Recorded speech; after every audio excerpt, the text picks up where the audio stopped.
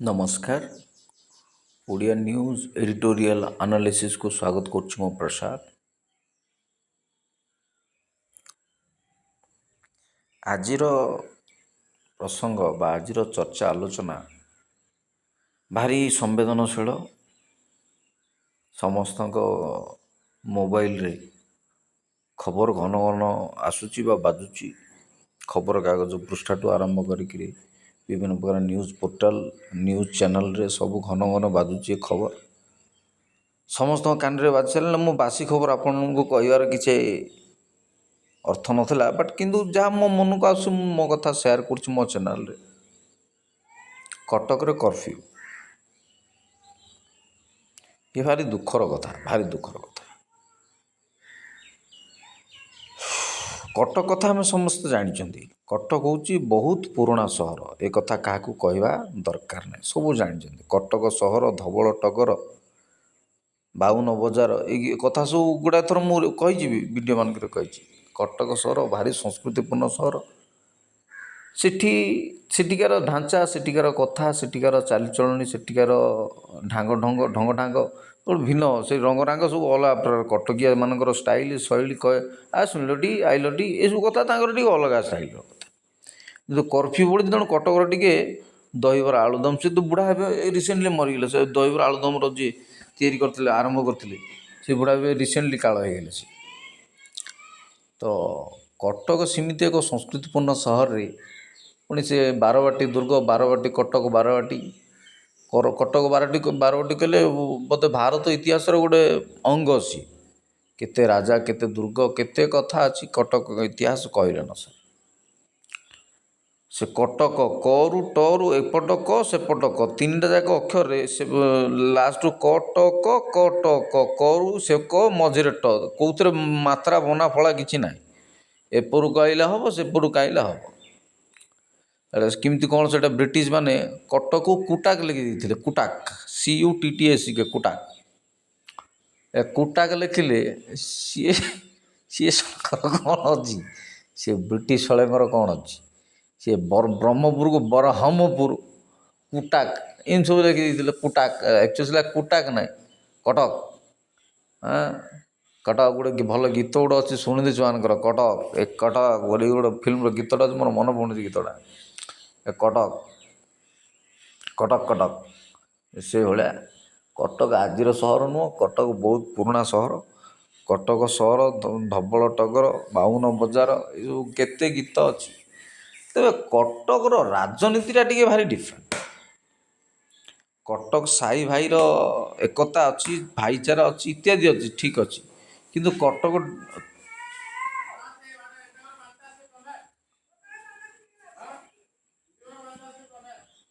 Politics आ कटक भाईचाराटा टी डिफरेंट। कटक पॉलिटिक्सटा ताकर सेठिका टी अलग प्रकार चली। मु तो केवे जाई नहीं, छात्र जीवन में केवे जाई नथिली। खोर्धार पाठ पढ़ुला बेले मध्य थरे गोटे सांग पाखु जाइली। से सिटी प्रिपरेशन करते सिविल परीक्षा पाइका। सेठिकी जाइकी मु गोटा दिन के रही पाखे। बट कटक विषय बहुत पढ़ी।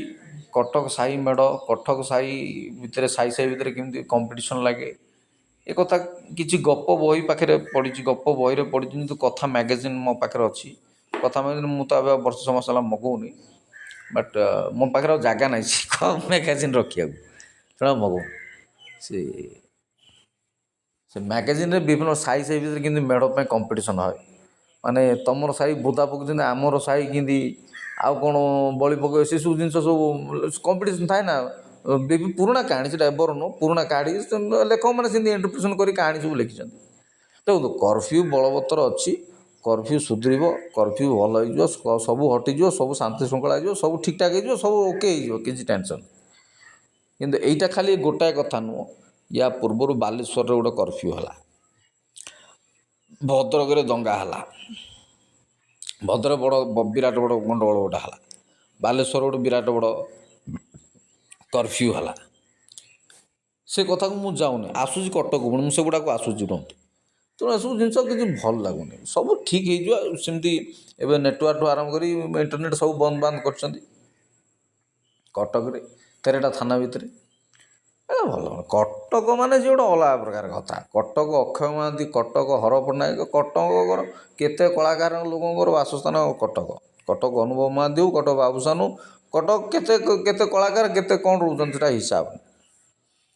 କଟକ ଗୋଟେ ସେମିତି ଏକ ପୁରୁଣା ସଂସ୍କୃତିପୂର୍ଣ୍ଣ ମାନେ ଯାହାକୁ କୁହନ୍ତି ଗୋଟେ କିଛି କୁछ ତ ବାତ है इसमें ଯାହାକୁ କୁହନ୍ତି ଇସ୍ ଜାଗା ବି କୁछ ତ ବାତ है।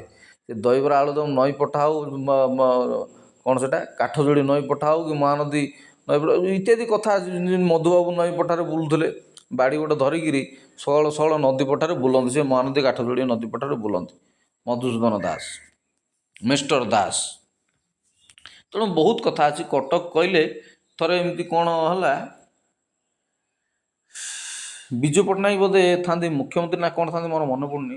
ମୁଁ ତ ନଥିଲି, ମୁଁ ତ ପଢ଼ିଛି କେଉଁଠି ଗୋଟେ, ଯଦି ପଶ୍ଚିମବଙ୍ଗର ଜଣେ ମୁଖ୍ୟମନ୍ତ୍ରୀ ଥାନ୍ତି କି କ'ଣ ତାଙ୍କ ନା ମନେ ପଡ଼ୁନି, କ'ଣ ତାଙ୍କ ନା କି ଭଟ୍ଟାଚାର୍ଯ୍ୟ ନା ବୁଦ୍ଧଦେବ ଭଟ୍ଟାଚାର୍ଯ୍ୟ ନା କ'ଣ, ବୁଦ୍ଧଦେବ ନା କ'ଣ ତାଙ୍କ ନାଁଟା, ବୁଦ୍ଧଦେବ ଭଟ୍ଟାଚାର୍ଯ୍ୟ ନା କ'ଣ ସମଥିଙ୍ଗ, ବହୁତ ପୁରୁଣା ପୁରା ଦୀର୍ଘ ସମୁଦ୍ର ମୁଖ୍ୟମନ୍ତ୍ରୀ ଥାନ୍ତି।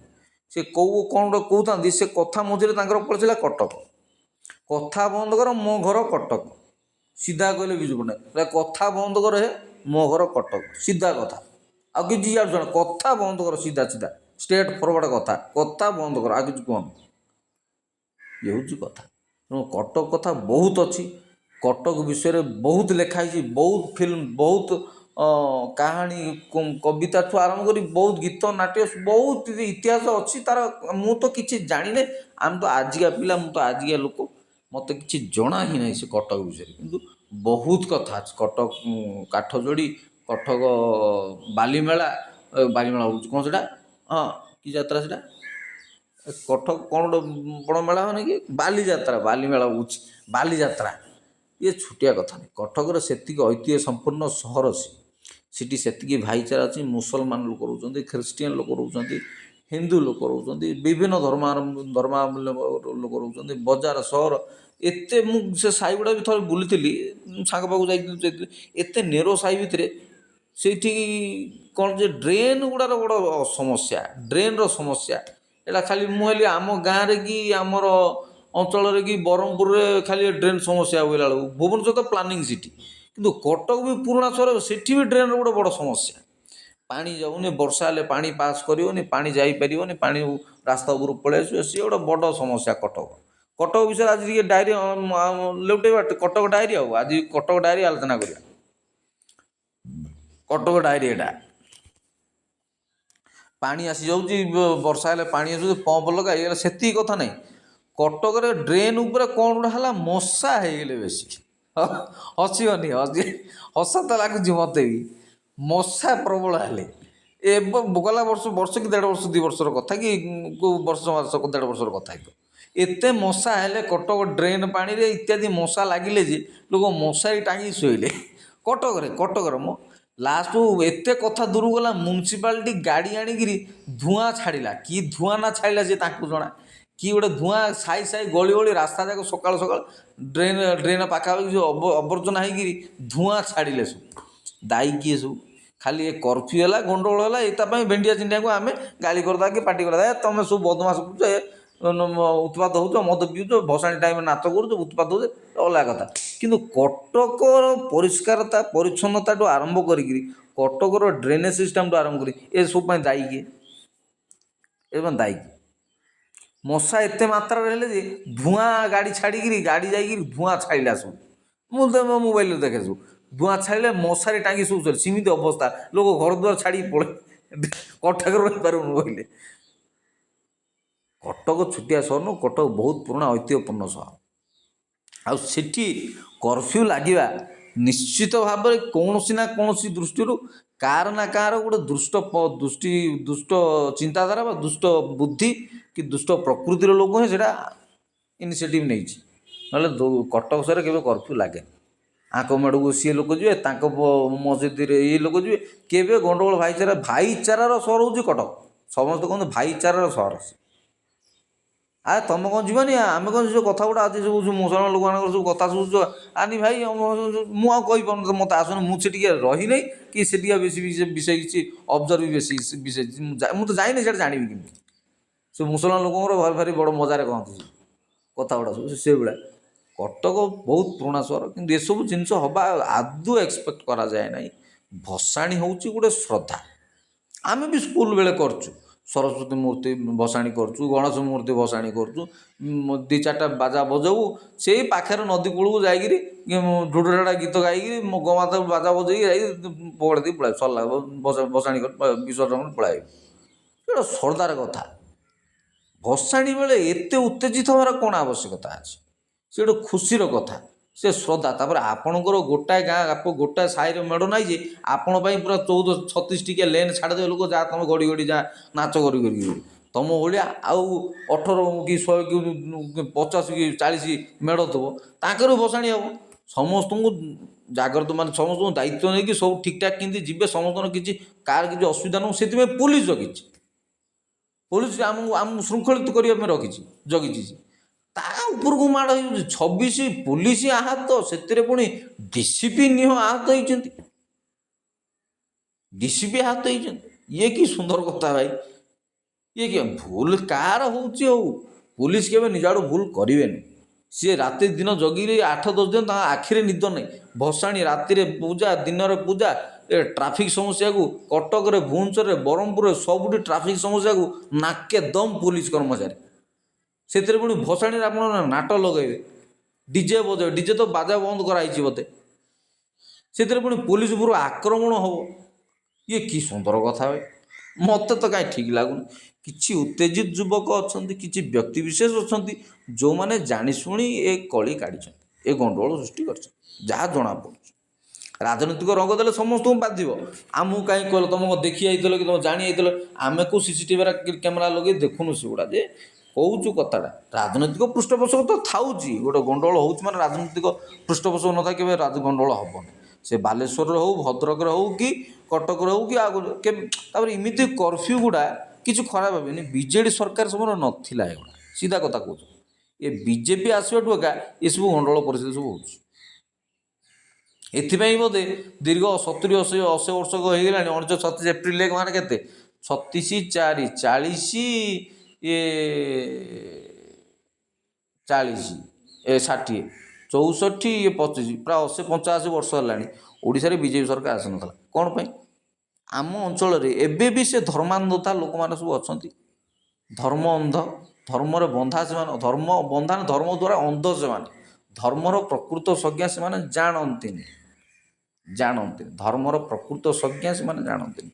ଧର୍ମ ହେଉଛି ଶାନ୍ତିର ବାର୍ତ୍ତା ପ୍ରେରଣ କରେ, ପ୍ରେମର ବାର୍ତ୍ତା ପ୍ରେରଣ କରେ, ନା କି ହିଂସା, କଳି, ଗଣ୍ଡଗୋଳ। ମୁଁ ମୋ ଭଗବାନଙ୍କୁ ପୂଜା କରିବି, ଠିକ୍ ଅଛି, କିନ୍ତୁ ତା ବୋଲି ମୁଁ ଆଉ ଜଣଙ୍କର ଭଗବାନଙ୍କୁ ଗୋଟେ ପ୍ରକାର କୁଶରଟନା କରିବି କିମ୍ବା ଗୋଟେ ପ୍ରକାର ଅପମାନିତ କରିବି, ସେଇଟାକୁ ଧର୍ମରେ ଲେଖା ହେଇନି। ଆମେ ପରସ୍ପରକୁ ସମ୍ମାନ କରିବା, ପରସ୍ପରକୁ ସୌହାର୍ଦ୍ଦ୍ୟପୂର୍ଣ୍ଣ ବାତାବରଣରେ ବଞ୍ଚିବା, ସେଇଟା ହେଉଛି ସବୁଠୁ ବଡ଼ କଥା। ଯେଉଁଠି ପ୍ରେମ ନାହିଁ ସେଠି କିଛି ନାହିଁ। ଧର୍ମ ପାଳିଲେ କ'ଣ ହେବ? ମୁଁ ଖ୍ରୀଷ୍ଟିଆନ ହେଲେ ମୁଁ ଯୀଶୁକୁ ପାଳିଲେ କ'ଣ ହେବ? ମୁଁ ଅନ୍ୟ ଧର୍ମକୁ ସମ୍ମାନ ଦେଖାଇବା ଜାଣିନି ପାରେ। ମୋର ମନେ ପଡ଼ୁଛି, ମୋର 10th ଟାଇମ୍ର 9th ନା 10th, ଆମର ଏବେ ତ ଅଭିଜିତ ମଜୁମଦାର ଅସୁସ୍ଥ ଅଛନ୍ତି, ମୁଁ ତାଙ୍କର ଗୋଟେ ଭିଡ଼ିଓ ପକାଇଥିଲି, ଗୋଟେ ଭଜନ ଆସିଥିଲା, ସେ ମାନନୀୟ ଜଗନ୍ନାଥ ଆହେ ମନ୍ୟବର, ମଞ୍ଜୁର କର ଛୁଟି ଦରକାର। ସେ ଭଜନ ମୁଁ ଏତେ ଗୁଣଗୁଣାଏ, ମୋତେ କ୍ଲାସ୍ରେ ଦୁଇଟା ଟୋକା ଭାଇ କହିଲେ, ସାଙ୍ଗ ଦୁଇଟା କହିଲେ, କାହିଁ ଗାଇଛୁ ଗୀତଟା ଦେଖିବା, ଏତେ ଗୁଣଗୁଣ ତ ଗାଇଦେ ଆମେ ଟିକେ ଶୁଣୁ, ତ ମନ ପୂର୍ତ୍ତି ହେଇଯିବ। ମୁଁ ଗାଇଦେଲି କ୍ଲାସ୍ରେ। ଇଏ ହେଉଛି କଥା। ଆମ ଭିତରେ ଭାଇଚାରା, ସଂସ୍କୃତି, ପ୍ରେମର ଭାବ ନାହିଁ। ଗଣ୍ଡଗୋଳ, ଅଶାନ୍ତି, ଏଗୁଡ଼ା କ'ଣ ଭାଇ? ଭସାଣି ହେଉଛି ନାଚ ଗୀତ କରିକି, ହସ ମଜା କରିକି, ନାଚ କରିକି ଆମେ ନେଇ ଭସେଇବା ନା। ସେ ଭସାଣିରେ ସମାନ ଦିଘା ବଜାରରେ ଏକା ଗଣ୍ଡଗୋଳିଆ ହେଉଛି ପରିସ୍ଥିତି। ଦିଘା ବଜାରରେ ଗଣ୍ଡଗୋଳ ମାଡ଼ପିଟ ହେଉଛନ୍ତି।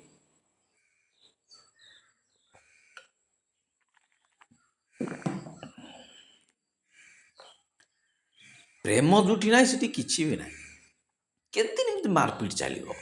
ଦଙ୍ଗା ହାଙ୍ଗାମା କର୍ଫ୍ୟୁ କେତେ ଦିନ ଚାଲିବ? ଯେତେ ମଣିଷ ଶିକ୍ଷିତ ହେଉଛି ସେତେ ମଣିଷ ପଶୁ ପାଲଟି ହେଉଛି।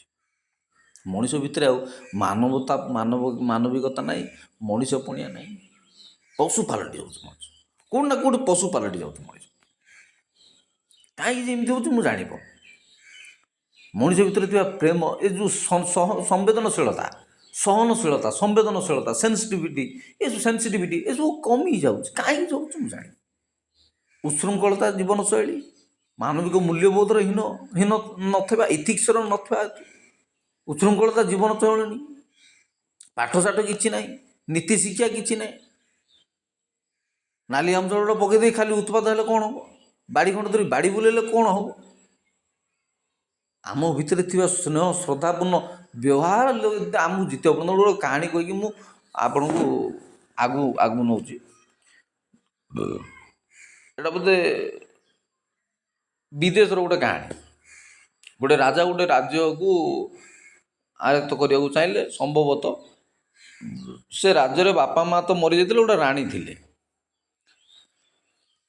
ଏ ରାଜା ସେ ରାଣୀଙ୍କର ରାଜ୍ୟକୁ ଜିତିବାକୁ ଚାହିଁଲେ। କ'ଣ ହେବ ଜିତିବାକୁ ଚାହିଁଲେ? ମୁଁ ଗୋଟେ ସମ୍ବାଦରେ ପଢ଼ିଥିଲି, ବଟ୍ ଏକ୍ଜାକ୍ଟ କଥାଟା ମୋର ମନେ ପଡ଼ୁନି, କିନ୍ତୁ ମୋର ପରିକଳ୍ପନା ହିସାବରେ କହିଦେଉଛି ଆପଣଙ୍କୁ, ମୋର ଯେତିକି ଯେମିତି ମାନେ ମାଇଣ୍ଡରେ ସେଣ୍ଟେନ୍ସ ସେଟ୍ କରି କହିଦେଉଛି। ହେଲେ ଜିତିବାକୁ ଚାହିଁଲେ, ଯୁଦ୍ଧରେ ଜିତିଲେ, କିନ୍ତୁ ତାକୁ ଜିତି ପାରିଲେ। ରାଣୀକି ଯୁଦ୍ଧ ଲାଗିଲା, ଖଣ୍ଡା କାତି ଯୁଦ୍ଧ ସବୁ ହେଲା। ଲାଷ୍ଟକୁ ସେ କହିଲେ ମୋତେ ଜିତିବାକୁ ଗଲେ ପ୍ରେମ ଦରକାର, ପ୍ରେମରେ ହିଁ ମୋତେ ଜିତିପାରିବ, ବିନା ପ୍ରେମରେ ମୋତେ ଜିତିବ। ରାଜା ନିଶ୍ଚୟ ହାରିକିରି ତଲବାର ପକେଇକିରି ତାଙ୍କ ଆଗରେ ନତମସ୍ତକ ହେଲେ, ତେବେ ଯାଇ ଜିତିଲେ। ସେ ଖଣ୍ଡା କାତି ଏ ବାଡ଼ି ଠେଙ୍ଗାରେ ମଣିଷକୁ ଜିତା ଯାଇପାରିବନି। କେତେ ସଂଘର୍ଷ ଚାଲିଛି, କେତେ ଗଣ୍ଡଗୋଳିଆ ପରିସ୍ଥିତି ହେଇଛି, ଦଙ୍ଗା ହାଙ୍ଗାମା। ଇଏ ତ ଆମର ଭାରତୀୟ ପରମ୍ପରା, ଭାରତୀୟ ସଂସ୍କୃତି, ଭାରତୀୟ ଇତିହାସର ଏକ ସବୁ ପୃଷ୍ଠାର ଗୋଟେ ରକ୍ତରଞ୍ଜିତ କ'ଣ ଯେ ଅଧ୍ୟାୟ। ଗଣ୍ଡଗୋଳ ପରିସ୍ଥିତି, ହଣାକଟା, ମାରପିଟ, ମନ୍ଦିର ଭାଙ୍ଗିଲା, ମସଜିଦ ଭାଙ୍ଗିଲା, ବାବରି ମସଜିଦ ହେଲା, ଏ ଗୋଦ୍ରା ଦଙ୍ଗା ହେଲା, ଇଏ ହେଲା ସେ। ଆମ ଗାଁଟା ବି ସେମିତି ଗୋଟେ ଚର୍ଚ୍ଚ ପୋଡ଼ି ଘଟଣା ହେଇକିରି, ଘର ଦ୍ୱାର ପୋଡ଼ିକି ସବୁ ଗୋଟେ ତ୍ରିଶୂଳକୁ ନେଇ ଗୋଟେ କାଣ୍ଡ କାରଖାନା ହେଇଗଲା। 1999 ନା 1998 ହେଇଥିଲା। ଆମ ଗାଁଟା ଗୋଟେ ସେମିତି କାଣ୍ଡ କାରଖାନା ହେଇଥିଲା। ଏଇଟା ଏଭର କଥା। ମୁଁ ପଢ଼ୁଥିଲି ଗୋଟେ ଥର, ପୋର୍ଟାଲ ଖୋଲିଥିଲି, ବିକଳ୍ପ ବିଶ୍ୱ, କି ହରିପାଣି ଜେନା କହିକି ଗୋଟେ ଜଣେ MLA ଥିଲେ, ସେରଙ୍ଗର ନା କୋଉଠିକାର ଲୋକ। ସେ ଏମିତି ଆଗେ କେଉଁଠି ଗୋଟେ ରାୟଗଡ଼ ଦଙ୍ଗା ହେଲା, କେଉଁଠି ପୋଡ଼ି ହେଲା, ସେ କେଉଁ ଗାଁ ଗୁଡ଼ା ସବୁ ପୋଡ଼ି ପାଡ଼ି ହେଇକି, ମୋର ମନେ ପଡ଼ୁନାହିଁ ସବୁ କେଉଁ ଗାଁ ଗୁଡ଼ା ସବୁ ଆମର ଏଇ ପାଲାଖେଣ୍ଡି ରାୟଗଡ଼ ବ୍ଲକ ମାନଙ୍କରେ, ଯେ ଜଣେ ଲୋକ ପୁଣି କାଟିଦେଲେ, ଯେ ମୁଣ୍ଡ କାଟିଦେଲେ, ତାର ମୁଣ୍ଡ ନେଇକି ଧରିଗଲେ ଯେ ଥାନାକୁ। ହରିପାଣି ଜେନା କହିକି ଲୋକ ଥିଲେ, ଏଇଟା ମୋତେ ବାପା କହିଥିଲେ। ହରିପାଣି ଜେନା କହିକି ଲୋକ ଥିଲେ, ବହୁତ ପୁରୁଣା MLA। ତାଙ୍କ ନାଁଟା ବି ମୁଁ ସର୍ଚ୍ଚ କରିକି ପୋର୍ଟାଲରେ ପାଇଥିଲି। ବିକଳ୍ପ ବିଶ୍ୱ ନା କେଉଁଠି ଗୋଟେ ଇତିହାସ ସର୍ଚ୍ଚ କରିକିରି ମୁଁ ନ୍ୟୁଜ୍ ପୋର୍ଟାଲରେ କେଉଁଠି ଗୋଟେ ପାଇଥିଲି, କେଉଁଠି ଗୋଟେ ମୋବାଇଲ ପୋର୍ଟାଲ ପାଇଥିଲି। ହରିପାଣି ଜେନା କହିକି ଲୋକ ଥିଲେ, ମୁଣ୍ଡ କଟା ମୁଣ୍ଡ ନେଇକି ଥାନାକୁ ଯାଇଥିଲେ। ଯେ ସେଭଳିଆ ଏତେ ଦଙ୍ଗା ହାଙ୍ଗାମା ସୌରା ସବୁ, ଘର ପୋଡ଼ି, ଆଉ କ'ଣ ଯେ କହୁଛନ୍ତି ଆମର ଇଆଡ଼େ ଜୁରି ଆଇଲେ ବୋଲନ୍ତି। ଜୁରି ମାନେ, ହଁ ସେମିତି କ'ଣ ଆମ ଗାଉଁଲି ଭାଷାରେ କହନ୍ତି, ଜୁରି ଆଇଲେ ମାନେ କବ୍ଜା କରିନେବା, ଗାଁକୁ କବ୍ଜା କରିବା, ଲୋକ ସବୁ ମାରପିଟ କରିକି ଘୋଡ଼େଇକି ସବୁ ସମ୍ପତ୍ତି ବାଡ଼ି ଲୁଟିକି ନେଇଯିବା। ଏମିତି ସବୁ ଲୁଟ୍ ତରାସକୁ ଜୁରି ଆଇଲେ ବୋଲି, ସବୁ ଲୁଟ୍ ତରାସ କରିବା। ଇଏ ସବୁ ଭାରି କ'ଣ କରିବା? ଶିକ୍ଷାର ବିକାଶ ହେବା ସହିତ ଆମେ ସବୁ ବିକଶିତ ହେବା ଦରକାର। ହେଲେ ଶିକ୍ଷାର ବିକାଶ ସହିତ ଆମ ଚିନ୍ତାଧାରା ସେଇ ଗୋଟେ କଥାରେ ରହିଲି ପରା। ସେ ମୁଁ ମୋ ଭିଡ଼ିଓର ସବୁ କଥାରେ ସବୁ ଚିନ୍ତାକଳ୍ପ, ଚିନ୍ତାଧାରା, ଭାବନା, ବିଚାର, ଏ ଗୋଟାଏ କଥାରେ ମୁଁ ଫୋକସ୍ କରି 1.5 ବର୍ଷ ହେଲା ମୁଁ କହୁଛି। ମୋ କଥା ଶୁଣୁନ, ଖାଲି ଗୋଟାଏ କଥା, ଚିନ୍ତାଧାରା। ସେ ଧାରା ବୋଲି ଗୋଟେ ଅଏଲ ପ୍ୟାକେଟ୍ ତେଲ ଅଛି, ଧାରା କି ଧାରା, ସେଟା ହିରନ୍ ଧାରା ନା କି ଧାରା, ଗୋଟେ ଧାରା ଅଏଲ ଗୋଟେ, ସେଇଭଳିଆ ଚିନ୍ତାଧାରାଟା ଆଜ୍ଞା ମୋର ରହିଲା। ମୋ କଥାର ସବୁ ସାରା ମୋର ଚିନ୍ତାଧାରା ରହିଲା। ସେ ଚିନ୍ତାଧାରା ମୋବାଇଲ ସମସ୍ତ ହାତରେ, ସମସ୍ତେ ଖବର ଦେଉଛନ୍ତି। କାହିଁକି? ନେଟ୍ ଯୁଗ, ମଣିଷ ଯାଇକି ଆକାଶ ପହଞ୍ଚିଗଲାଣି। ସେ ସୁଶାନ୍ତ ସିଂ ରାଜପୁତ ଜଣେ ଲୋକ ଥିଲା, ସେ ଗୋଟେ ମେସିନ୍ କିଣିଥିଲା, ସିଏ ଯାଇକି ଚନ୍ଦ୍ରକୁ ଦେଖୁଥିଲା, ମଙ୍ଗଳକୁ ଦେଖୁଥିଲା, ତା ବାଲକୋନିରୁ ଦେଖୁଛି ମେସିନ୍ କିଣିଲେ ଦେଖି। କିଏ ଜାଗା କିଣିବୁ କହିଲେ ଚନ୍ଦ୍ର ପୃଷ୍ଠରେ। ଅଥଚ ପୃଥିବୀରେ ଆମର ଡେଲି ଦଙ୍ଗା ବାଡ଼ିଆ ପିଟା, ଗଣ୍ଡଗୋଳ, ଅଶାନ୍ତି। କି କଥା ଇଏ! ଡେଲି କ'ଣ ଆମେ ଏତେ ଶିକ୍ଷିତ ହେଲେ, 21ଶ ଶତାବ୍ଦୀର ଲୋକ, ପାଠଶାଠ ପଢ଼ି ସମସ୍ତେ, କିଏ ନିରକ୍ଷର ନୁହନ୍ତି, ସମସ୍ତେ ମୋବାଇଲ ଦେଉଛନ୍ତି, ସମସ୍ତେ। କିନ୍ତୁ ଏଇ ମଣିଷ ଯେଉଁ ନାଗାଟା ଚିତ୍ରକର ଗୋଟେ କଥା ମନେ ପଡ଼ୁଛି, ଏ ମଣିଷମାନେ ହିଁ ସବୁଠୁ ଯେଉଁ ଶିକ୍ଷିତମାନେ ହିଁ ସବୁଠୁ ଡକାୟତ, ଚୋର, ଲୁଣ୍ଠନ, ଡକାୟତ, ବଦମାସ, ଗୁଣ୍ଡା, ଏଇମାନେ ସବୁ କରନ୍ତି। ମୂର୍ଖ ଲୋକମାନଙ୍କୁ କ'ଣ ଜଣା ଅଛି? ସେମାନେ ବଡ଼ ପଣ୍ଡାମାନଙ୍କ କଥାରେ ଉଠ ବସ ହୁଅନ୍ତି। ସମାଜର ବଡ଼ ପଣ୍ଡା ଯେଉଁମାନେ ଅଛନ୍ତି, ସେମାନଙ୍କ କଥାରେ ଉଠ ବସ, ସେମାନେ ଯାହା କହିବେ ତାଙ୍କ କଥାରେ ଉଠ ବସ। ସେମାନେ ଗୋଟେ ପାଲତୁ କୁତା, ସେମାନେ ସବୁ ପାଲତୁ କୁତା। ଯାହା କହିଦେବ ସେ ସାହା ମାନିଦେବେ। ଏ ଅର୍ଦ୍ଧଶିକ୍ଷିତ, ଶିକ୍ଷିତ ଲୋକମାନେ ସବୁ ଗଣ୍ଡଗୋଳ ଗୁଣ୍ଡାଗର୍ଦି କରିକି ସମାଜଟାକୁ ଦେଶଟାକୁ ଭାଗ ଭାଗ କରିକି ମାନେ ଧ୍ୱଂସ ବିଧ୍ୱଂସ କରିଦେଉଛି।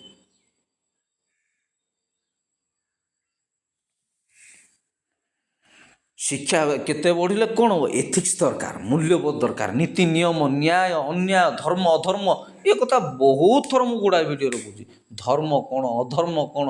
ଧର୍ମ ଯିଏ ଧାରଣ କରେ ହେଉଛି ସେ ଧର୍ମ। ଧର୍ମ ଧର୍ମ ନିକିତି ବୋଲି କହିବେ, ଧର୍ମ ନିକିତି, ଧର୍ମ ଦୌଡ଼ି ମଣିଷ ଗାଇ ଜେଣିକି ଟାଣ ତେଣିକି ଯାଇ ବୋଲି କଥା ସବୁ ଅଛି।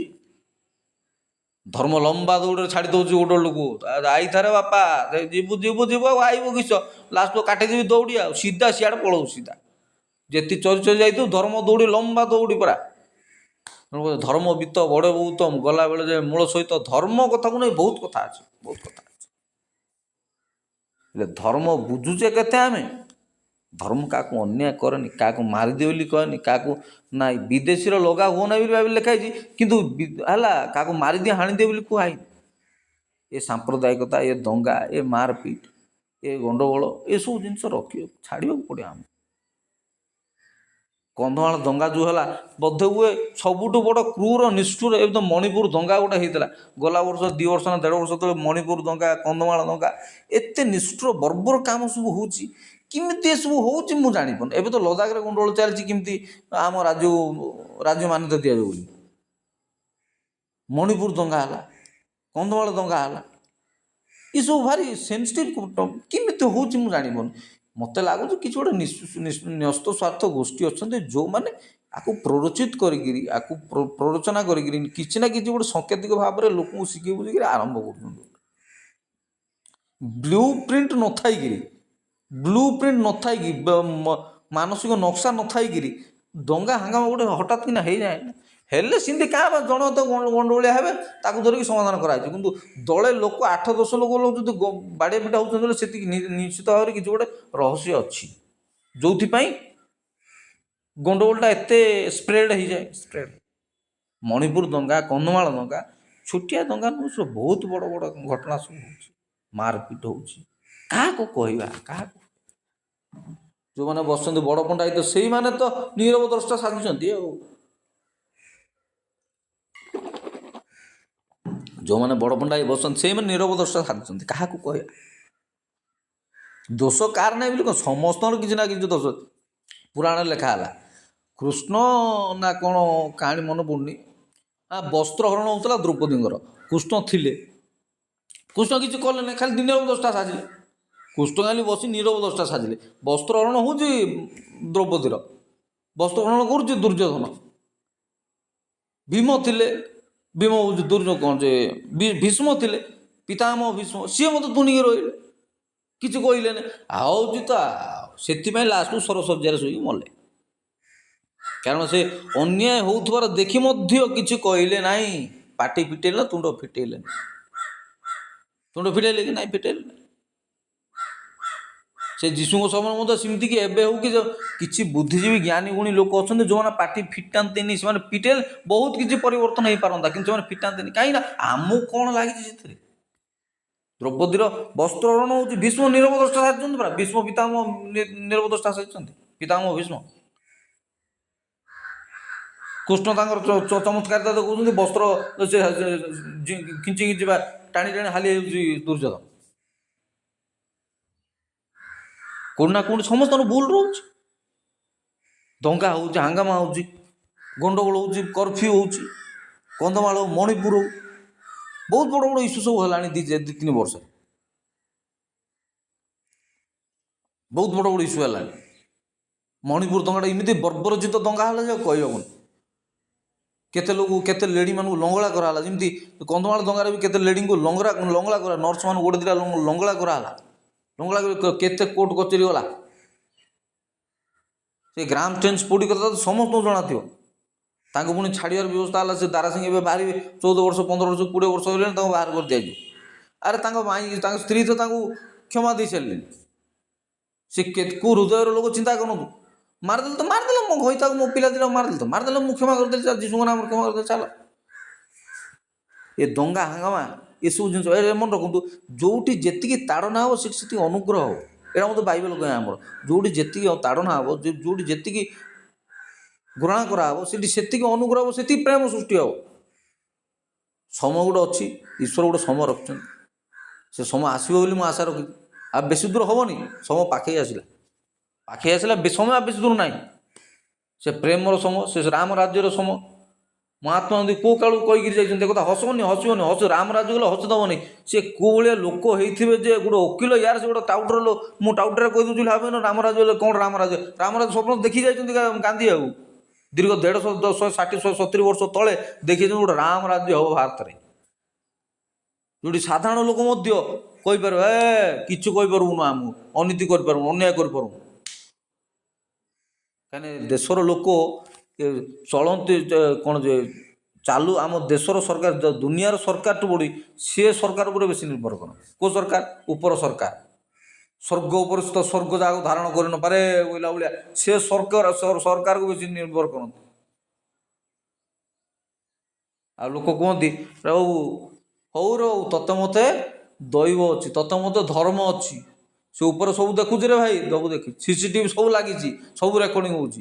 ଆଉ ସେ କେବେ ଅନ୍ୟାୟ କରିବ ନାହିଁ। ଦଳିତ, ନିଷ୍ପେଷିତ ଯେଉଁ ଲୋକମାନଙ୍କ ଉପରେ ଅତ୍ୟାଚାର ହେଉଛି ସେମାନଙ୍କ ଉପରେ କେବେ ବି ସେ ଅନ୍ୟାୟ କରିବାକୁ ଦେବେ ନାହିଁ। ଯଦି ଅନ୍ୟାୟ ହେଇଛି ତାର 100 ଗୁଣ ପ୍ରତିଶୋଧ ନେବେ। ସେ ମାର୍ଟିନ ଲୁଥର କିଙ୍ଗ ହୁଅନ୍ତୁ, କି ମାଣ୍ଡେଲା ହୁଅନ୍ତୁ, ଗାନ୍ଧୀ ହୁଅନ୍ତୁ, ଓବାମା ହୁଅନ୍ତୁ, ଗୋଟେ ବଡ଼ ମହାପୁରୁଷ ଅନୁଭବ ତିଆରି କରିବେ। ଏମିତି ସମୟ ଆଣିବେ ଯେ ଓଲଟା ହେବ, ସବୁ ଓଲଟା ହେବ। ପ୍ରଭୁ ପ୍ରତିଶୋଧ ତ ଆପଣ ଜଣକୁ ମାରିଥିବେ, ପ୍ରଭୁ କୋଟିଏକୁ ସାଇଜ୍ କରିଦେବେ, କୋଟିକୁ ସାଇଜ୍। ସେ ମାଣ୍ଡେଲା ହୁଅନ୍ତୁ, ଲୁଥର କିଙ୍ଗ ହୁଅନ୍ତୁ, ଜୁନିୟର ଲୁଥର କିଙ୍ଗ ହୁଅନ୍ତୁ, ମାର୍ଟିନ ଲୁଥର କିଙ୍ଗ ହୁଅନ୍ତୁ, ବିଚିତ୍ର ଯୋଜନା ପୂର୍ବରୁ ସଜାଡ଼ିବେ। ତେଣୁ ସେ ସରକାର କେବେ ଅନ୍ୟାୟ କରିବନି। ଯେବେ ଯେବେ ଅନ୍ୟାୟ ହେଇଛି, ଯେଉଁଠି ବି ଅନ୍ୟାୟ ହେଇଛି, ଆପଣ ଏମିତି ବି ସଲୋମନ ଲେଖିଛନ୍ତି, ଯଦି କେଉଁଠି ଅନ୍ୟାୟ ହେଉଛି ଦେଖୁଛ ତ ଆଶ୍ଚର୍ଯ୍ୟ ହେବାର କିଛି ନାହିଁ। ଏମିତି ବି ଲେଖିଛନ୍ତି, କିଛି ଆଶ୍ଚର୍ଯ୍ୟ ହେବାର ନାହିଁ। ଦୁନିଆରେ ସେ ଅନ୍ୟାୟ ଏକା ହେବ, ଅନୀତି ଏକା ହେବ, ଦୁର୍ନୀତି ଏକା ହେବ, ମାରପିଟ ଏକା ହେବ, ଠକ ଚୋରି ଏକା ହେବ, ଲୁଟତରା ଜାଗା ହେବ। ସେଥିରେ କିଛି ଆଶ୍ଚର୍ଯ୍ୟ ହେବାର ନାହିଁ। ଏମିତି ତ ସବୁଠି ହେଉଛି। ଆଉ ଏଇଠି ନୂଆ କଥା କ'ଣ ହେଉଛି? ଦୁନିଆ ଚାଲିଛି ସେ ଠକ, ମିଛ, ମାୟା, ଚୋରି, ହତ୍ୟା, ଗଣହତ୍ୟା, ଗଣବଳାତ୍କାର ରେ ଏସବୁ ହେଉଛି, ହେବା ପାଇଁ ହିଁ ଚାଲିଛି, ଦୁନିଆ ଚାଲିଛି। ଆଉ ଦୁନିଆର ନାଁଟା ହିଁ ସେମିତି, ଏ ଶୈତାନର କାମ ହିଁ ସେମିତି। ମାରପିଟ, ଲୁଟ ତରା ଜାଗା ହେବ, ହେଲା ବଳାତ୍କାର ହେବ, ବିଭିନ୍ନ ପ୍ରକାର ଖରାପ କାମ ହେବ। ଶୈତାନର କାମ ଏକା ସେଇଟା କରିବ, ସେ ଅଛି ସେଥିପାଇଁ। ଆଉ ସେୟା କରିକି ଯେତିକି ଧ୍ୱଂସ କରିବ, ଆଉ ସେ ଧ୍ୱଂସ କରିବା ଭିତରେ ତ ଗୋଟେ ସୃଷ୍ଟି ହେଇଥିବ, ଆଉ ସୃଷ୍ଟି ହେବ। କିଛି ଧ୍ୱଂସ ହେଲେ କିଛି ସୃଷ୍ଟି ହେବ। ତେଣୁ ସାଇନ୍ସର ଗୋଟେ ଲ ଅଛି ପରା, energy can't be destroy, can not be create ବୋଇଲା ଭଳିଆ କଥା। Can't be create, can not be destroy. ତିଆରି କରାଯାଇପାରିବନି କି ନଷ୍ଟ ମଧ୍ୟ, ଯାହା ତିଆରି ହେବ ସେଟା ଆଗ ନଷ୍ଟ ହେଉଛି। ଏ ଗୋଟେ ଅଛି, ନିୟମ ଅଛି, energy not be create, can't be destroy ବୋଲିକି ଗୋଟେ କଥା ଅଛି। ତ ତିଆରି କରାଯାଇପାରିବନି କି ନଷ୍ଟ କରାଯାଏ, ଗୋଟେ ଫର୍ମରୁ ଆଉ ଗୋଟେ ଫର୍ମକୁ ସୃଷ୍ଟି ହେବ, ଖାଲି ରୂପାନ୍ତରଣ ହେବ। ଯାହା ଧ୍ୱଂସ ହେଉଛି ସେଟା ଏକା, ଆଉ ସେଇଟା ତ ଆଉ ଥରେ ନୂଆ ରୂପରେ ବାହାରିବ। ସେଟା ମୋ କ୍ଷେତ୍ରରେ ହେଉ କି ଆଉ କାହା କ୍ଷେତ୍ରରେ ହେଉ, ଏନର୍ଜି ହେଉ, ଶକ୍ତି ହେଉ, ଯେକୌଣସି ଜିନିଷ। ତେଣୁ ମୁଁ ସବୁ ଭିଡ଼ିଓରେ କହେ, ଗୋଟେ ଛୋଟିଆ ଦିଆସିଲି କାଠିର ଏତିକି ତାକତ ଅଛି, ଜଙ୍ଗଲକୁ ଗୋଟେ ଧ୍ୱଂସ କରିଦେଇପାରିବ। ହଁ ନା ଠିକ୍ କହିଲି ତ? ବାସ୍, ଦିଆସିଲି କାଠି, ଛୋଟିଆ ଦିଆସିଲି କାଠିର ଦାମ ଟଙ୍କାଏ 2 ଟଙ୍କା। ଏବେ ସିନା 5 ଟଙ୍କା 10 ଟଙ୍କା ହେଲା। ଟଙ୍କାକିଆ 2 ଟଙ୍କା, ଟଙ୍କାକିଆ ଦିଆସିଲି ପେଡ଼ି ଗୋଟେ ଜଙ୍ଗଲକୁ ଧ୍ୱଂସ କରିଦେଇପାରିବେ। ଇଏ ହେଉଛି କଥା। ତେଣୁ କାହାକୁ ଛୋଟ ବୋଲି ଭାବିବାକୁ ହେବନି। କାହାକୁ ସେ କାଠ ଦ୍ୱାରା ହିଁ କାଠ ଧ୍ୱଂସ ହେବ। କାଠର ଦାରୁଟି ଲାଗିଗଲେ ତ ଛୋଟିଆ ଦିଆସିଲି କାଠିଟି ସେ ଜଙ୍ଗଲ ଧ୍ୱଂସ କରିଦେବା।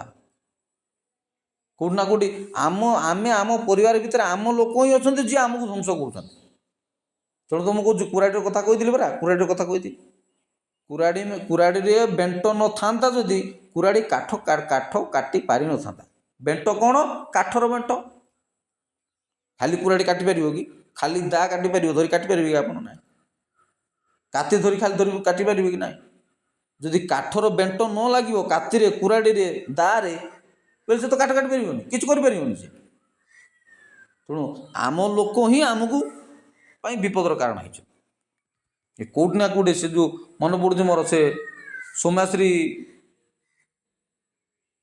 ପୋଡ଼ା କ'ଣ ଯେ ଆତ୍ମହତ୍ୟା କେସ୍ରେ ଆମ ଲୋକ ହିଁ, ଆମ ପିଲା ହିଁ ସବୁ କାଣ୍ଡ କାରଖାନା କରୁଛନ୍ତି। କୋଉଠି ନା କୋଉଠି ଆମ ପିଲା ହିଁ ସବୁ ଅଛନ୍ତି, ଆପଣ ସୁନା ଭେଣ୍ଡି ସବୁ ଅଛନ୍ତି। ସେ ବଜରଙ୍ଗ ଦଳ ହୁଅନ୍ତୁ କି ଆଉ କେଉଁ ଦଳ ହେଉଛନ୍ତି ହୁଅନ୍ତୁ, ଏବିଭିପି ପିଲା ହୁଅନ୍ତୁ, ବଜରଙ୍ଗ ଦଳ ଯିଏ ହେଉଛନ୍ତି ହୁଅନ୍ତୁ, କୋଉଠି ନା କୋଉଠି ଆମର ଲୋକ ସବୁ କାଣ୍ଡ କାରଖାନା କରୁଛନ୍ତି। ଏ ଦୋଷ ଆମେ ହିଁ ନେବା କଥା।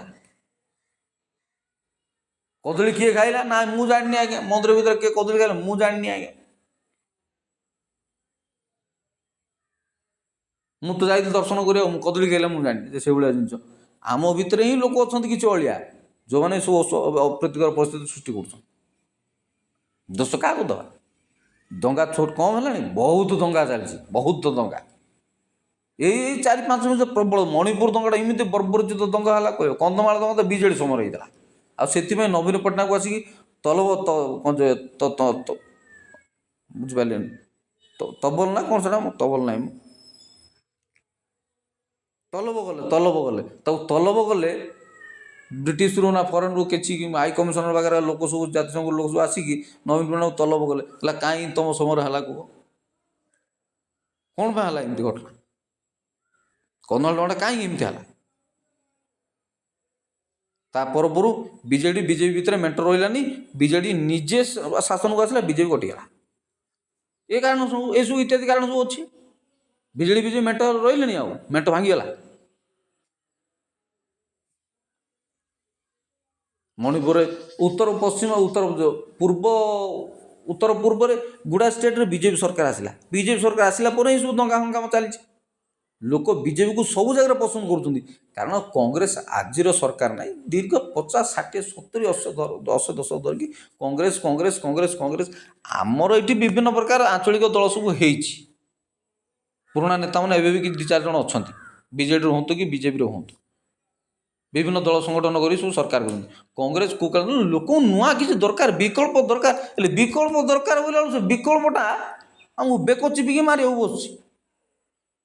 ବିକଳ୍ପ ଖୋଜା ଚାଲିଛି, ବିକଳ୍ପ ତିରେବ ଦରକାର ବୋଲୁଛି ମୁଁ। ହେଲେ ବିକଳ୍ପ ଆମେ ଯେତେବେଳେ ଖୋଜୁଛନ୍ତି, ବିକଳ୍ପ ସରକାର ଗୋଟେ ହଉ, ବିକଳ୍ପ ଦଳ ଗୋଟେ ଆସୁ।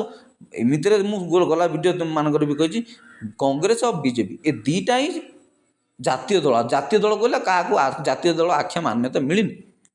ଈଶ୍ୱରଙ୍କ ଇଚ୍ଛା ନାହିଁ ସେ ଜାତୀୟ ଦଳ ତିଆରି। ପ୍ରସାଦ ମୁଖାର୍ଜୀ, ଶ୍ୟାମପ୍ରସାଦ ମୁଖାର୍ଜୀ ସ୍ଥାପନ କରିथा ବିଜେପି ପାର୍ଟି। ଈଶ୍ୱରଙ୍କ ଇଚ୍ଛାରେ ସବୁ ଦଳ ଚାଲିଛି, ଶାସନ ଚାଲିଛି। ତେଣୁ ଯାହା ହେଉଛି, ଈଶ୍ୱର ଯାହା କରନ୍ତି ପ୍ରାଣୀର ମଙ୍ଗଳ ପାଇଁ। ଶାସ୍ତ୍ର କହିଲା ଈଶ୍ୱର ଯାହା କରନ୍ତି ପ୍ରାଣୀର ମଙ୍ଗଳ, ତାଙ୍କ ଇଚ୍ଛା ବିନା ଗଛର ପତ୍ରଟେ ଭଲିବନି। ତେଣୁ କହୁଥିଲି ଶ୍ୟାମପ୍ରସାଦ ମୁଖାର୍ଜୀ କଥା ସ୍ଥାପନ କର୍ତ୍ତା ହେଇଛି। ଦୁଇଟା ଦଳ ହିଁ ଜାତୀୟ ଦଳ ହିସାବରେ ଚାଲିଛନ୍ତି, କଂଗ୍ରେସ ଆଉ ବିଜେପି। ଆଜି ଏ କାଲି ତ ସିଏ ସେଣ୍ଟ୍ରାଲ ଚିନ୍ତା ବାଇପାର୍ଟ ସିଷ୍ଟମ ଟାଇପ୍ର ହେଇଗଲା। ମୁଁ କହୁଥିଲି ଗଲା ଭିଡ଼ିଓ ମାନଙ୍କରେ,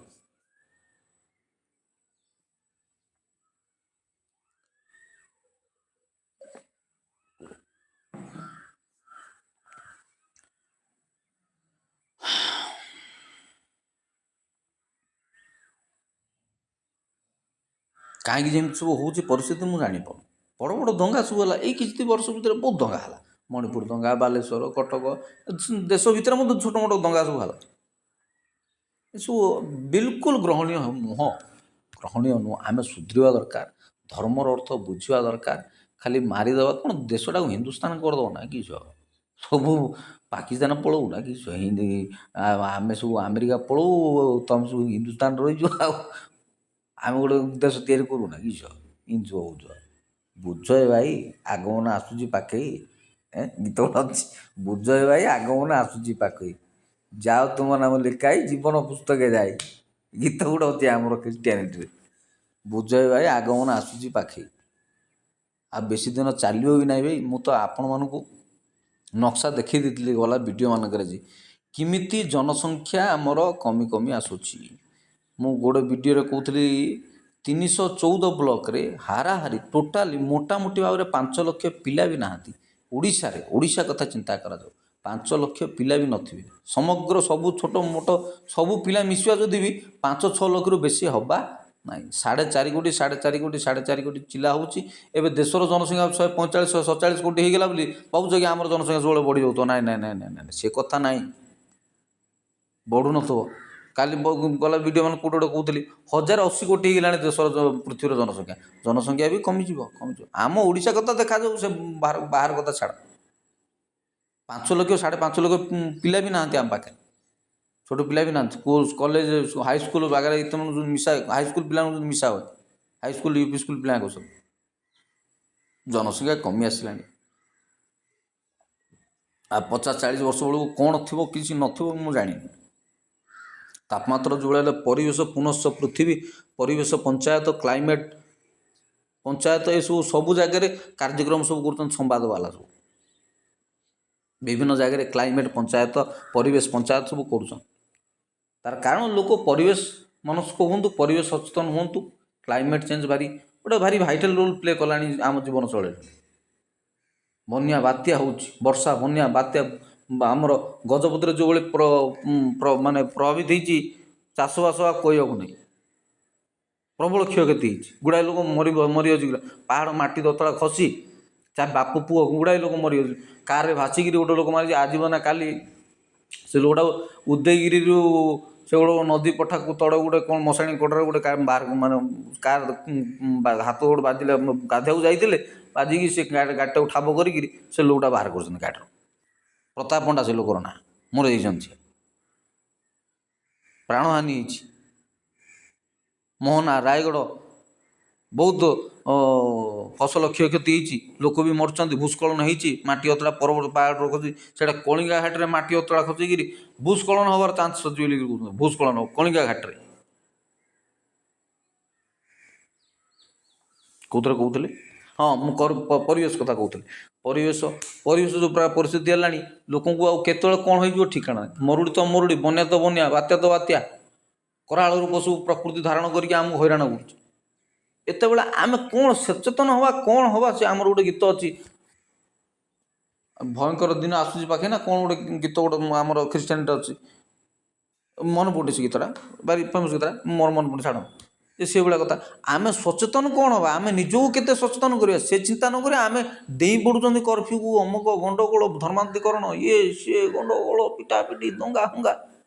ଆରେ ନିଜ ଲେଖା ନିଜେ ଦେଖ। ହେ କାହା ପାଇଁ ଧର୍ମ ପାଇଁ ଏତେ ଟାଣ ଟାଣି ବାହାରି ପଡ଼ୁଛନ୍ତି? ଏ ମୂର୍ଖମାନଙ୍କର କାମ।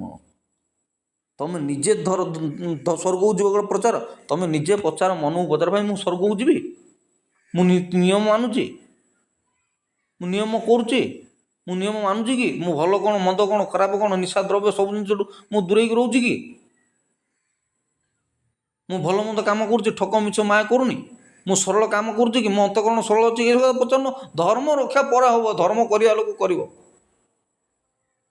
ସେ ମନେ ପଡ଼ୁଛି ଗିଦିଅନଙ୍କର କ'ଣ ଗୋଟେ ହେଲା କାଣ୍ଡ, ଯେ ମନ୍ଦିର କହୁଛି ମୂର୍ତ୍ତି ଫୂର୍ତ୍ତି ଭାଙ୍ଗି ଦେଇକିରି ସେ ବଳି ଉତ୍ସର୍ଗ କରିଦେଲେ ଗିଦିଅନ। ରାତିରେ ଡରିକି, ଲୋକଙ୍କୁ ଡରିକି ରାତିରେ କରିଦେଲେ ସେଟା କରିକିରି। ତାପରେ ତାଙ୍କ ବାପା ତାଙ୍କୁ ଟିକେ ସପୋର୍ଟ କଲେ, ଗିଦିଅନଙ୍କର ବାପା କହିଲେ ଯଦି ବାଲ ନିଜେ ଗୋଟେ ଦେବତା, ସେ ନିଜେ ଆସି ତା ନିଜ ପାଇଁ ଷ୍ଟାଣ୍ଡ କରୁନା, ଆମେ ପ୍ରତିବାଦ କରୁ। କିନ୍ତୁ ସେ ଗିଦିଅନ କ'ଣ କାଟିଦେଲା, ସେ ଆଶାର ମୂର୍ତ୍ତି କାଟିଦେଲା, ବାଲ କାଟିଦେଲା, ଆଶାର ମୂର୍ତ୍ତି କାଟିଦେଲା ବୋଲିକି ସେ ହଟ୍ଟଗୋଳ କରନ। ସେ ଆଶାରା କି ବାଲ ଦେବ ତ ସେ ନିଜେ ଆସି ତାର ପ୍ରତିବାଦ କରୁ। ଯଦି ଈଶ୍ୱର ନିଜେ ସ୍ୱୟଂ ସିଏ ତାଙ୍କର ରକ୍ଷା କରିବେ, ତାଙ୍କ ଧର୍ମ କେଉଁଠି କ'ଣ ହେଉଛି ସିଏ ତାଙ୍କର ନିଜେ ସୁରକ୍ଷା କରିବେ। ତମେ ଏତେ ସୁରକ୍ଷା କର୍ମୀ ବାହାରିବାର କିଛି ଦରକାର ନାହିଁ। କ'ଣ ଠେଙ୍ଗା କାତି କ'ଣ ଖଣ୍ଡା କାତି ଧରିକି ତମେ ବାହାରିବା କିଛି ଦରକାର ନାହିଁ। ତମେ ଧର୍ମ ନାଁ ସୁରକ୍ଷା କରିବ ବାହାରି ପଡ଼ୁନ।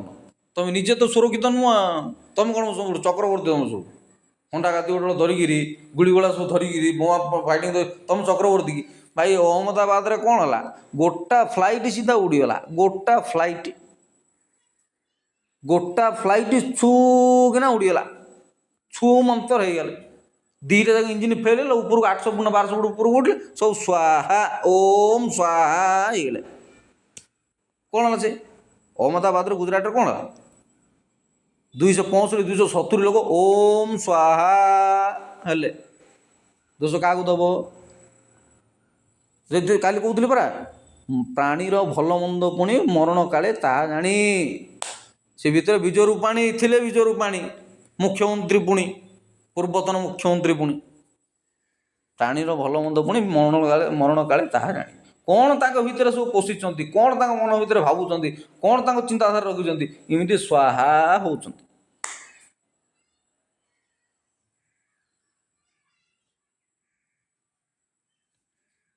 ବାଲେଶ୍ୱର ରେଳ ଦୁର୍ଘଟଣା ହେଲା, କେମିତି ହେଲା? କେଉଁଟା ଏକ୍ସପ୍ରେସ୍ 10,000 ବା 8-10,000 ଲୋକ ମରିଗଲେ ବାହାନଗା ରେଳ ଦୁର୍ଘଟଣା। ତଥାପି ପାଶୁରି ଯାଉଛ। କେତେ କେତେ କାଣ୍ଡ କାରଖାନା ହେଉଛି ତଥାପି ପାଶୁରି। ଓଡ଼ିଆ ବଙ୍ଗାଳୀ ଗଣ୍ଡେ ସବୁ ମରିଗଲେ, ସବୁ ମରିଗଲେ। ଓଡ଼ିଆ ବଙ୍ଗାଳୀ ଗଣ୍ଡେ ଯେତିକି ସେ ଟ୍ରେନ୍ ଥିଲେ ସବୁ ମରିଗଲେ। ସବୁ ମାନେ ଏଇ ଦଶକର ସବୁଠୁ ବଡ଼ ରେଳ ଦୁର୍ଘଟଣା, ସବୁଠୁ ବଡ଼ ଦୁର୍ଘଟଣା ହେଉଛି ବାହାନଗା ରେଳ ଦୁର୍ଘଟଣା। ଜାହାଜ ଦୁର୍ଘଟଣା ଗୋଟେ ତାଠୁ ବଳିଗଲା। ସବୁ ଜଳି ପୋଡ଼ି ମରିଗଲେ 265-270 ଲୋକ। ତଥାପି ବୁଦ୍ଧି ଅଛନ୍ତି। ସବୁଦିନ ତ ଗାଡ଼ି ଗୁଡ଼ା ଆକ୍ସିଡେଣ୍ଟ, ସବୁଦିନ ଗାଡ଼ି ଗୁଡ଼ା ଆକ୍ସିଡେଣ୍ଟ। କେବେ ବାଇକ୍ ମାଡ଼, କେବେ ଟ୍ରକ୍ ବାଇକ୍ ମାଡ଼, କେବେ କାର୍ ବାଇକ୍ ମାଡ଼, କେବେ ଟେମ୍ପୁ ବାଇକ୍ ମାଡ଼, କେବେ ଟେମ୍ପୁ ଟ୍ରକ୍ ମାଡ଼, କେବେ ପଥର ଖସି ପଡ଼ିଲା, କେବେ ଗାଡ଼ି ଗଡ଼ି ପଡ଼ିଲା, କେବେ ଗାଡ଼ି ବାଇକ୍ ମାଡ଼, କେବେ ବସ୍ ଟ୍ରାକ୍ ମାଡ଼, କେତେ କେତେ ସବୁଦିନ ଡେଲି ଦୁର୍ଘଟଣା ଘଟୁଛି। କେବେ ହେଲେ ଚେତିବ? କେତେ ହେଲେ ଚେତିବ? ଆଉ ନାଇଁ କେତେ ହେଲେ ଚେତିବ? ଯଦି ମରିବାକୁ ଡର ନାହିଁ ବୋଲେ ଭାରି ପରିବାର ଅଛି। ଭାରି ବଡ଼ ମରଣ ତ ଜଗିଛି। ଆଉ ମରଣ ଜଗିଛି। ଅଛି ଦିନେ ମରଣ। ସେ ଗୋଟେ ଗୀତ ଅଛି ଆମର ଖ୍ରୀଷ୍ଟିଆନର, ଅଛି ଦିନେ ମରଣ। ବୁଲିଯା ବୁଲିଯା ତୁ ଶୁକରାତି ସପନ, ଅଛି ଦିନ ମରଣରେ ବାପା।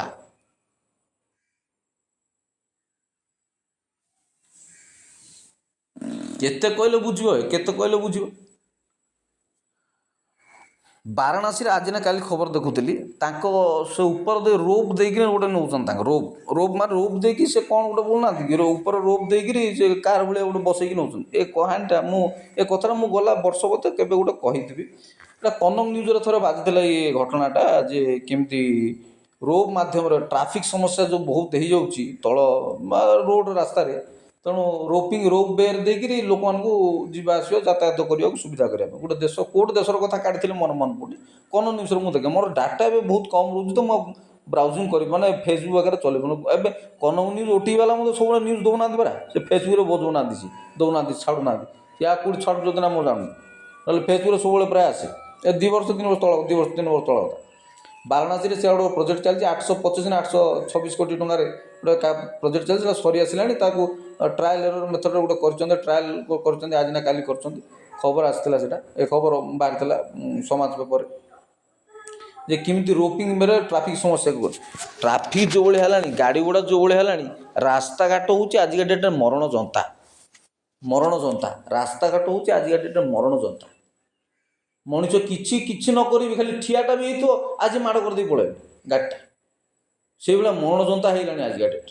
ମାନେ ମରଣକୁ ଆମେ ହାତ ଆଖି ଆଗରେ ଦେଖି ଦେଖି ଚାଲୁଛୁ। ଆପଣ କିଛି ନ କରିବି ଶୂନ୍ୟରୁ ମରିଯାଇପାରିବେ। ରାସ୍ତାଘାଟ ଗାଡ଼ି ଘୋଡ଼ା ସେଇଭଳିଆ ମରଣ ଯନ୍ତା ହେଇଗଲା ଯେ ଆଉ କହିଲେ ନ ସରେ। ଶୂନ୍ୟ ବିତାଉଟ୍ ଏନି ରିଜନ୍ ଆପଣ ନିଜେ ଠିକ୍ରେ ଥିବେ, କିଏ ଆପଣଙ୍କୁ ବାଡ଼େଇ ଦେଇ ପଳେଇବାର ସମ୍ଭାବନା ଅଛି।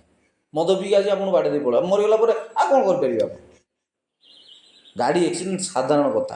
ଆସୁଛି ପୃଥିବୀ ପଞ୍ଚାୟତ ହେଉଛି, ଆସୁଛି ପରିବେଶ ବିଜ୍ଞାନ ହେଉଛି କ'ଣ, କ୍ଲାଇମେଟ୍ ଚେଞ୍ଜ ପରିସ୍ଥିତି ଏତେ ମାତ୍ରାରେ ପରିବେଶ ବିଘଟନ ହେଇକିରି ପରିବେଶ ପ୍ରାକୃତିକ ବିପର୍ଯ୍ୟୟ ହେଇକି ଆମେ ଏତେ ସବୁ ହଇରାଣ ହେଉଛନ୍ତି।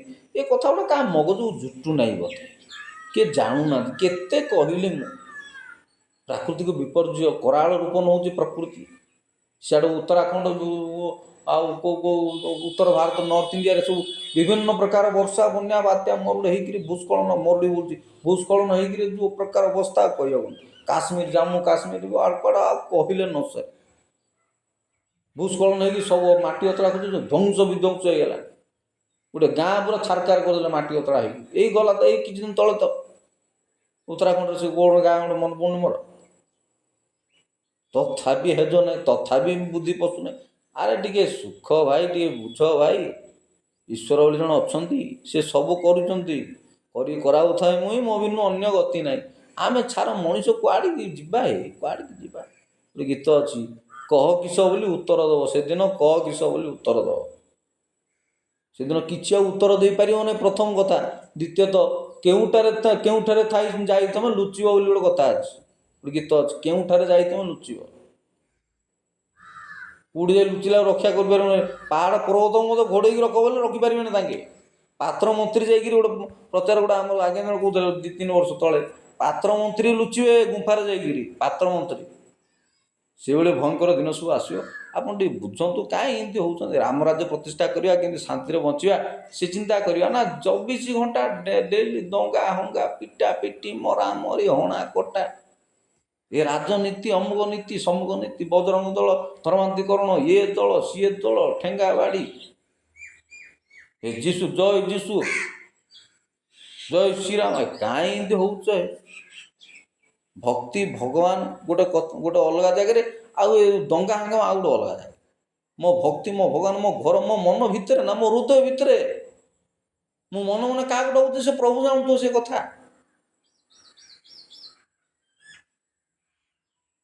ମୋ ମନ ଭିତରେ ମୋ ଭକ୍ତି ମୋ ହୃଦୟ ଭିତରେ ନା। ହୃଦୟ ରୂପ ମନ୍ଦିରରେ ଈଶ୍ୱର ବାସ କରନ୍ତି। ମନ୍ଦିରରେ ବାସ କରନ୍ତିନି, ହୃଦୟ ରୂପ ମନ୍ଦିରରେ ବାସ କରନ୍ତି। ଭଗବାନ ହୃଦୟ ରୂପ ମନ୍ଦିରରେ ବାସ କରନ୍ତି, ମନ୍ଦିରରେ ବାସ କରନ୍ତିନି। ମନ୍ଦିରରେ ବାସ କରନ୍ତିନି। ଯେ ମନ୍ଦିର ଯାଇକି ଘଣ୍ଟ ବାଡ଼େ ତାଙ୍କ ଗିର୍ଜାଘର ଏଇ ଯୀଶୁ ରହିଯିବେ, ସେ ଶିବ ମନ୍ଦିରରେ ଶିବ ରହିଯିବେ, ପାର୍ବତୀ କ'ଣ ଯେ ଗଣେଶ ମନ୍ଦିର ଗଣେଶ ରହିଯିବେ ନାହିଁ। ଆମ ହୃଦୟ ରୂପ ମନ୍ଦିରରେ ଈଶ୍ୱର ବାସ କରନ୍ତି। ଆମ ଦିଲ ମେ ରେତେ ମୋ, ଦିଲ ମେ ହୋ ତୁମ, ଗୋଟେ ଗୀତ ଅଛି, ଦିଲ ମେ ହୋ ତୁମ ଆଁଖୋଁ ମେ ତୁମ, ଗୋଟେ ଗୀତ ଅଛି। ଆମ ଆଖିରେ, ଆମ ମନରେ, ଆମ ଭାବନାରେ, ଆମ ହୃଦୟ ଚେତନାରେ ତୁମେ ଥିଲେ ହଜିବିନି ମୁଁ। ଆମ ଚେତନାରେ, ଆମ ଭାବନାରେ ସେ ରହିବା ଦରକାର। ମନ୍ଦିରରେ ମସଜିଦରେ ବୁଲିଲେ ଯୀଶୁ ଈଶ୍ୱର ମିଳନ୍ତିନି। କାହିଁକି ଏମିତି କ'ଣ ଫଟେଇକି ପିଟା ପିଟି ମରାମରି ହଣା କଟା ହବାର ପଡ଼େ? ଯେତେ ସବୁ ଦଙ୍ଗା ହାଙ୍ଗାମା ହେଉଛନ୍ତି, ଏତେ ଘଟଣା ଘଟିଲେ ସାରିଲା ପରେ ମଧ୍ୟ ଆପଣଙ୍କ ବୁଦ୍ଧି ହେତୁ ନାହିଁ କି ମଣିଷ ମୁଣ୍ଡରେ ବୁଦ୍ଧି ପଶୁନାହିଁ। ପଶୁ ପରା ବୋଲି social animal. Human being is a political and social animal ବୋଲିକିରି ଆରିଷ୍ଟଟଲ ଭଳିଆ ଲୋକ କହିଛନ୍ତି। ଏ କଥା ମୁଁ ଗୋଟେ ଆମର କଲେଜ ଟାଇମରେ ଗୋଟେ ସ୍ପିଚରେ ମୁଁ ଡିବେଟରେ କହୁଥିଲି। କେମିତି ମନକୁ ପଳାଇଲା ସେ ଡାଇଲଗଟା ମାରି ଦେଇଥିଲି। Human being is a social and political animal. ତାକୁ ଯେତେ ବୁଝେଇଲେ ସେ କ'ଣ, ଯେତେ ବୁଝେଇଲେ ବି ବୁଝୁନାହିଁ କଥା ଲୋ, ବୁଝୁନାହିଁ କଥା। ଗୋଟେ ଗୀତ ଅଛି, ଯେତେ ବୁଝେଇଲେ ବି ବୁଝୁନାହିଁ କଥା ଲୋ, ବୁଝୁନାହିଁ କଥା, ଗୋଟେ ଗୀତ ଅଛି। ଡାମେରା ରାବି ଦେଲା ଲୋ କାଉ କାଉ କାଉ। ଯେତେ ବୁଝେଇଲେ ବି ବୁଝୁନାହିଁ କଥା ଲୋ, ବୁଝୁନାହିଁ କଥା, ଏମିତି ଗୋଟେ ଗୀତ ଅଛି। କ'ଣ ସେ ଗୀତଟା ମୁଁ ଗୁଡ଼ା ମନେ ପଡ଼ୁନି।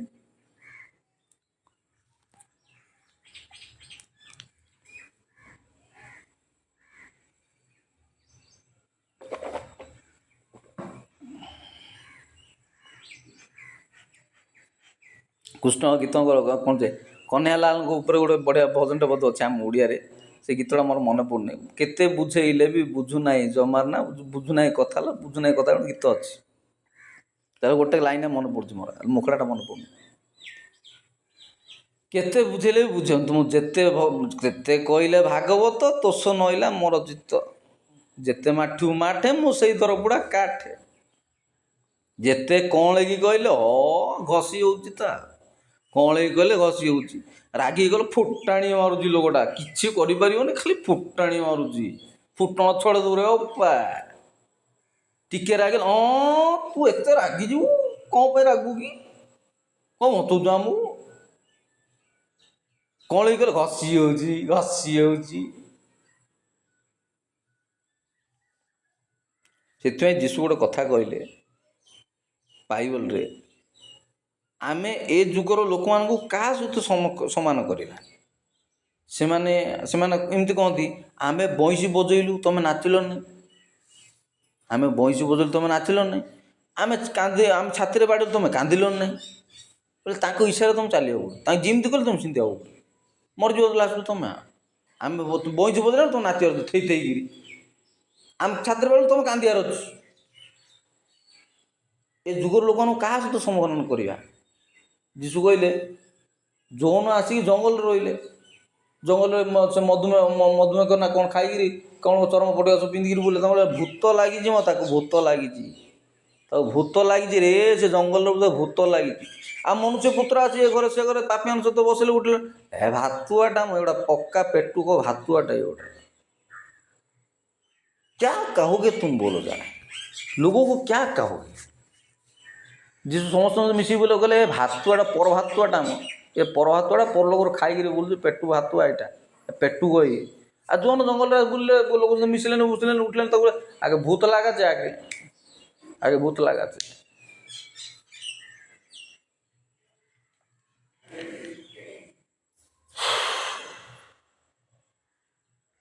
ତେବେ ଜଷ୍ଟିସ୍, ସତ୍ୟ ଆପନେ ଆପ ସତ୍ୟ ନିଜର ଷ୍ଟାଣ୍ଡ ନେବ ନିଶ୍ଚୟ। Truth is always truth. ଆପଣ ଯେତେ ଘୋଡ଼ି ପକାଇଲେ ବି, ଯେତେ ଆପଣ ଲୁଚେଇଲେ ବି ହେବ ନା। ହାତୀକି ମାରିକି କୁଲା ଢକେଇଲେ ହେବ କି? ନାଇଁ ନା। ଲୋକ ଦେଖିବେ ଆগে, ହାତୀକି ମାରିଛନ୍ତି ଯେତେବେଳେ କୁଲା ଢାଙ୍କିଲେ ଆଉ ହେବନି, ହାତୀ ଦିଶିବେ ହିଁ। ତେଣୁ ଆପଣ ସତ୍ୟଟାକୁ ଯେତେ ଲୁଚେଇବାକୁ ଚେଷ୍ଟା କଲେ ବି ସତ୍ୟଟା ସତ୍ୟ ନା, ମିଥ୍ୟା ହେବନି। ତେଣୁ ସତ୍ୟକୁ ଆପଣ ସୁତଳେ ଚାପି ଦେଇକି ମିଛଟାକୁ ଆକାଶରୁ ଉଡ଼େଇଲେ ବି ଦିନ ଆସିବ, ଦିନେ ସତ୍ୟଟା ନିଶ୍ଚୟ ସତ୍ୟ କି ବାହାରିବ, ସତ୍ୟ ନିଶ୍ଚୟ ବାହାରିବ। ତେଣୁ କୁହାଯାଏ ପାପର କ୍ଷୟ ଧର୍ମର ଜୟ ବୋଲି କୁହାଯାଏ। ଧର୍ମର ଜୟ ପାପର କ୍ଷୟ।